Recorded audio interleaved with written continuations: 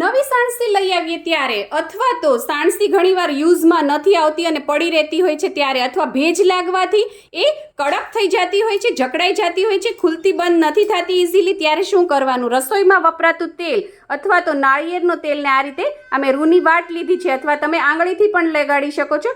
આ રીતે એના જે જોઈન્ટ્સ છે અહીંયા બોલ હોય ત્યાં આ રીતે ખાંચમાં બે બાજુ આ રીતે તમારે ઓઇલ લગાડી દેવું. વચ્ચે ઘણીવાર મેલ પણ જામી જતો હોય છે, જો અહીંયા મેલ જામી ગયો હોય તો એ પણ કાઢી લેવો. ત્યારબાદ આ રીતે એને ખોલ બંધ કરવાની છે. 10 થી 15 વાર આ પ્રોસેસ કરવાની. સાણસી છે એ એકદમ લૂઝ થઈ જશે અને જો બહુ જ ટાઈટ હોય તો આ તમારે 2-3 વાર પ્રોસીજર કરવાની. સાણસી સરસ ઢીલી થઈ જશે.